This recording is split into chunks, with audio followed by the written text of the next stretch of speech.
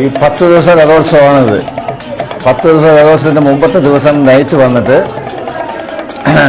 ഗ്രാമശുദ്ധി വാസ്തുശാന്തിയൊക്കെ നടക്കും. അത് കഴിഞ്ഞ ശേഷം 1-ാം ദിവസം ധ്വജാരോഹണം നടക്കും. ധ്വജാരോഹണം എന്ന് പറഞ്ഞാൽ കൊടിയേറ്റമാണ്. കൊടിയേറ്റം എന്ന് പറഞ്ഞത് ഈ അഷ്ടദിക്പാലന്മാരെ അവരെ ആവാഹിച്ച് ഒരു സ്ഥലത്ത് സ്ഥാപിച്ചിട്ട് അവർക്ക് ദിവസേന ബലിയും കൊടുത്ത് ആഹാരവും കൊടുക്കുക.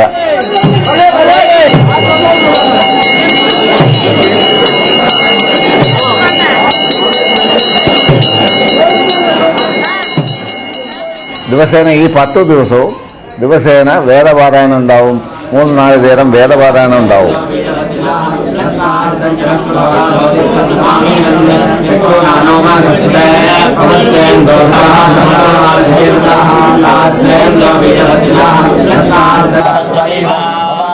ഈ ഒടുവിലത്തെ ദിവസത്തിന്റെ ഒരു റിപ്ലിക്കായിട്ട് ഒരു മോഡലായിട്ട് അതിനെ ജോഡിച്ച് അലങ്കരിച്ച് ഒരു സംഗമം ഉണ്ടാവും കൽപ്പാത്തിയിൽ 5 പേരും കൂടിയിട്ട്.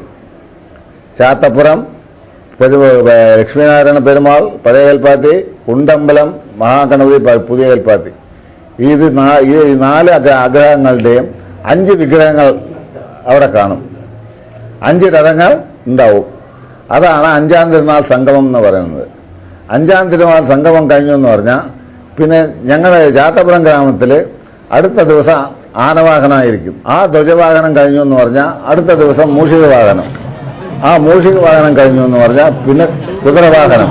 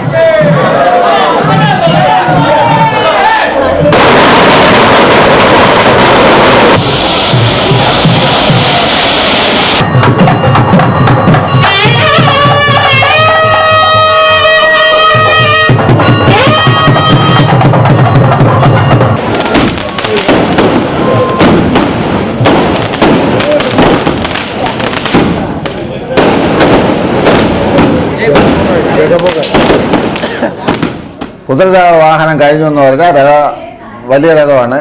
അത് രഥാരോഹണമാവും. ഇത് ഏകദേശം ഒരു 200 കൊല്ലത്തിന് മുമ്പ് തുടങ്ങിയ ഉത്സവമാണിത്. ഈ ഉത്സവം മായവരത്ത് ഉള്ളത് ഈ അപ്പിശി മാസം, അതായത് തമിഴ് മാസം അപ്പിശി മാസം ഒടുവിലാണ് ഈ രഥാരോഹണം, അതായത് ഫൈനൽ കാർ ഫെസ്റ്റിവൽ നടക്കുന്നത്.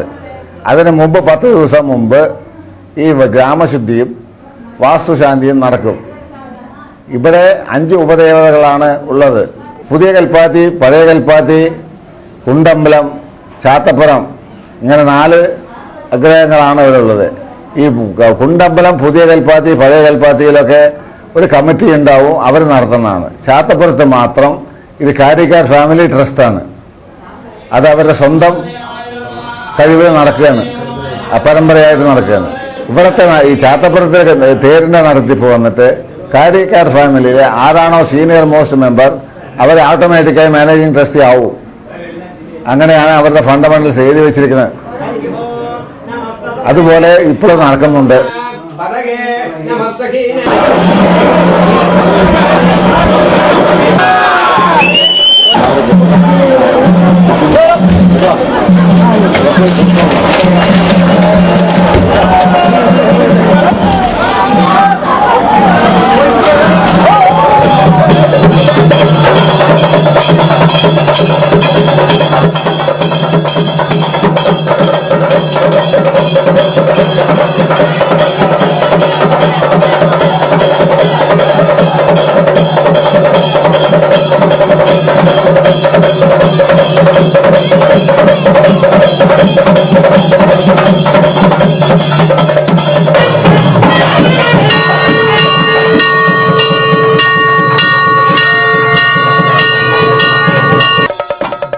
പുരാതന കാലം മുതൽ തന്നെ നടന്നുവരുന്നതാണ് കൽപ്പാത്തിയിലെ രഥോത്സവം. പടിഞ്ഞാറൻ മലനിരകൾ താണ്ടി തമിഴ്നാട്ടിലെ തഞ്ചാവൂരിൽ നിന്നും ഇവിടെ എത്തിയ തമിഴ് ബ്രാഹ്മണ സമൂഹം അവരുടേതായ കൂട്ടായ്മയ്ക്ക് ഈ തേരുത്സവത്തോടെ തുടക്കമിടുകയായിരുന്നു.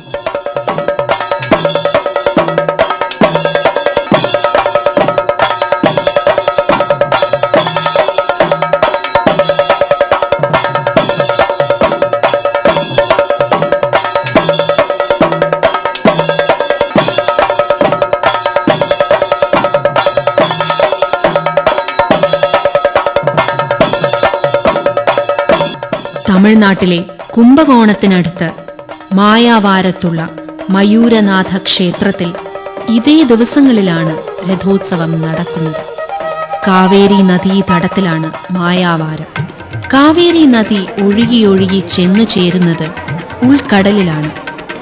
ട്രിച്ചി മുതൽ ഒഴുകി മായാവാരത്ത് കടലിൽ ചെന്നു ചേരുന്ന കാവേരി നദീതടത്തിലെ ആ തമിഴ് ബ്രാഹ്മണ സംസ്കാരത്തിന്റെ തുടർച്ച തന്നെയാണ് ഇവിടെ നിളയുടെ കൈവഴിയായ ശോകനാശിനി പുഴയെന്ന കൽപ്പാത്തിപ്പുഴയുടെ തീരത്ത് നൂറ്റാണ്ടുകളായി നടന്നുവരുന്ന രഥോത്സവം. തഞ്ചാവൂരിൽ ഇതേ ദിവസങ്ങളിൽ നടക്കുന്ന രഥോത്സവത്തിന്റെ ആവർത്തനങ്ങളാണ് ഇവിടുത്തെ രഥോത്സവം. എന്നാൽ ചില വ്യത്യാസങ്ങൾ രണ്ടിടത്തെയും രഥോത്സവങ്ങൾ തമ്മിലുണ്ട്. രഥം അലങ്കരിക്കുന്ന നെറ്റിമാല രീതിയും രഥം ചലിപ്പിക്കുന്നതിന് ആനകളെ ഉപയോഗിക്കുന്ന രീതിയും ചെണ്ടമേളം തുടങ്ങിയവയിലൊക്കെയും വ്യത്യാസങ്ങളുണ്ട്. പ്രാദേശിക സംസ്കാരത്തെയും കീഴ്വഴക്കങ്ങളെയും അംഗീകരിക്കാനും സ്വാംശീകരിക്കാനും മലയാള നാട്ടിൽ പ്രവാസികളായെത്തിയ തമിഴ് ബ്രാഹ്മണർ തയ്യാറായി എന്നതാണ് ഇത് തെളിയിക്കുന്നത്.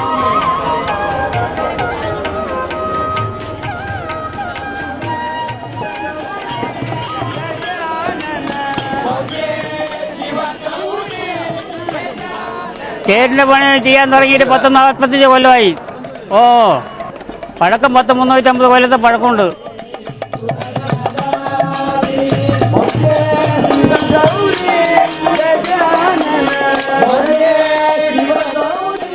എൻ്റെ മുത്തച്ഛൻ്റെ കാലത്ത് തുടങ്ങിയിട്ട് നടന്നു വരുന്നുണ്ട്. മുത്തച്ഛൻ പോയപ്പോൾ അച്ഛനായിരുന്നു.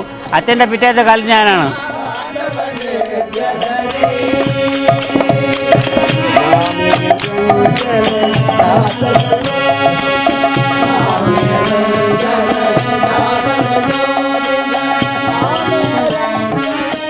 അപ്പോൾ ഞാൻ നടത്താൻ തുടങ്ങിയിട്ട് 35 കൊല്ലം മേലെയായി.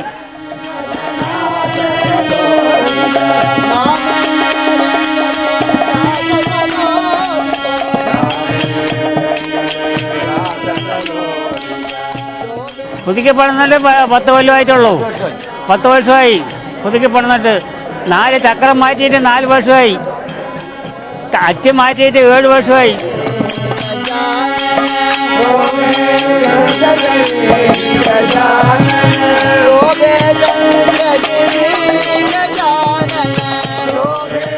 ഇപ്പോൾ ഒരു തേര് കൂട്ടണമെങ്കിൽ 25 ആളുടെ പണിയാണ്.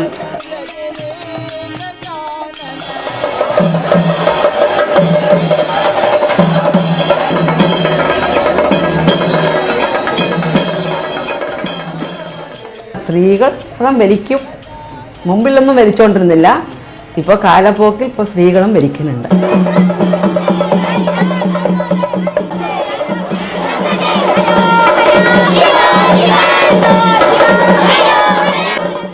സ്ത്രീകൾ വലിക്കാൻ തുടങ്ങിയിട്ടൊക്കെ 10-20 കൊല്ലായി.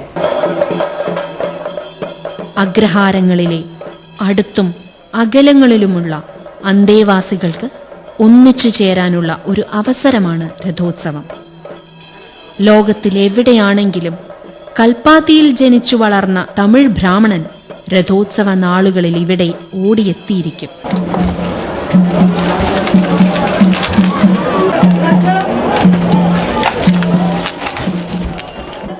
കൽപ്പാത്തിയിലെ രഥോത്സവത്തിന്റെ 1 നൂറ്റാണ്ടിന്റെ സാക്ഷിയാണ് ലക്ഷ്മി അമ്മാൾ. 101 വയസ്സ് പൂർത്തിയാക്കിയ ലക്ഷ്മി അമ്മാളിന് രഥോത്സവത്തെക്കുറിച്ച് പറയാൻ ഇന്നും 1000 നാവാണ്. അപ്പം ചെയ്തില്ല എൻ്റെ അന്ന കാലത്തിലെ എല്ലാം പോയി. ഭഗവാൻ ഈശ്വര മഹാഗണപതി വരേടാ. ലക്ഷ്മി അമ്മാളിന്റെ ഭർത്താവ് രാശുപ്പ എന്ന നാട്ടുകാർ വിളിച്ചുവന്ന് വരദരാജനായിരുന്നു പഴയ കാലത്ത് രഥോത്സവത്തിന് ചെന്ന വെച്ചിരുന്നത്. രഥോത്സവത്തിന്റെ തേരുരുൾച്ചയുടെ നിയന്ത്രണമാകെ അച്ഛൻ ഏറ്റെടുത്തിരുന്നത് മകൾ രാജലക്ഷ്മി ഓർക്കുന്നു. പിന്നെ ഒരു മകനുണ്ട്, മീൻസ് അച്ഛന്റെ ഒരു മകൻ, അയാളും ചെന്ന വെക്കുന്നുണ്ട് പാരമ്പര്യത്തില്. പിന്നെ ഒരു പേരക്കുട്ടിയുണ്ട്, അയാളും ചെന്ന വെക്കുന്നുണ്ട്. രഥം വരുമ്പോ ചെന്ന വെക്കാൻ തുടങ്ങും ഗ്രാമത്തിൽ നിന്ന് എഴുന്നള്ളിക്കുമ്പോ. ആ ടേണിംഗ് ഒക്കെ വരുമ്പോ ചെന്നൈ വെച്ചിട്ട് ചക്രത്തിനെ ടേൺ ചെയ്ത് അങ്ങനെ കൊണ്ടുപോകും. ആന പിന്നിൽ നിന്ന് അത് പ്രകാരം അച്ഛന്റെ ഇതുപ്രകാരം ആന ആ ചക്രത്തിനെ ഉന്തി കൊടുക്കും. അപ്പൊ അത് പ്രകാരം ടേൺ ചെയ്യും, അങ്ങനെ കൊണ്ടുപോകും. കുണ്ടമ്പലത്തില് 5-ാം തീയതി കഴിഞ്ഞ പിറ്റേ ദിവസം റെസ്റ്റാണ്. അവിടെ ദേവന റെസ്റ്റാ. അത് കഴിഞ്ഞ് പിറ്റേ ദിവസം അവിടെ രഥാരോഹണമാണ്. വലിയ രഥത്തിൽ ദേവനെ കയറ്റിയിട്ട് ദേവൻ ഊർവലം വരും. ഒவ்வொரு ദിവസം ഒவ்வொரு സ്റ്റോപ്പായിട്ട് വന്നിട്ട് 3-ാം ദിവസം തൻ്റെ സ്വന്തം സ്ഥലത്തേക്ക് തന്നെ അവിടെ പോയി ചേരും.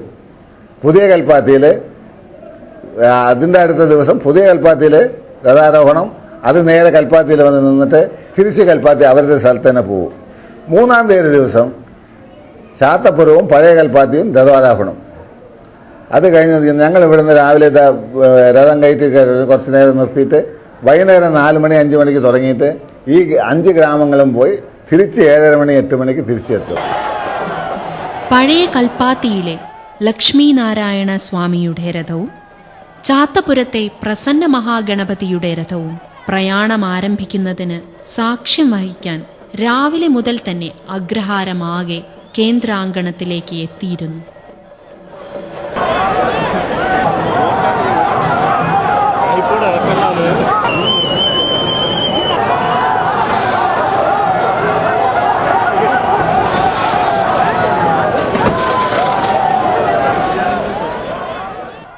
ഇവയ്ക്കൊപ്പം കുണ്ടമ്പലത്തിലെ 3 രഥങ്ങളും മന്തക്കര മഹാഗണപതിയുടെ രഥവും കൂടിച്ചേർന്ന് 6 ദേവരഥങ്ങൾ കൽപ്പാത്തിയുടെ ഗ്രാമവീഥിയിൽ അനുഗ്രഹം ചൊരിഞ്ഞ് തല ഉയർത്തി നിന്നു. വൃശ്ചിക സംക്രമ സന്ധ്യയിൽ തേരുമുട്ടിയിൽ ദേവരഥങ്ങൾ മുഖാമുഖം ദർശനം നടത്തിയപ്പോൾ നാമജപഘോഷമായി ഭക്തജനങ്ങളുടെ ഒഴുക്ക് രഥങ്ങളെ വലം വെച്ച് സുഹൃതം നേടി. ജന്മാന്തര പുണ്യങ്ങളുടെ അനുഗ്രഹശോഭ ഗ്രാമവീതിയിലേക്ക് ഒഴുകിയെത്തിയപ്പോൾ പാപനാശിനിയായ കൽപ്പാത്തിപ്പുഴയുടെ തീരത്തെ ദേവരഥ സംഗമത്തിന് തിരയൊടുങ്ങാത്ത ജനസാഗരം സാക്ഷിയായി.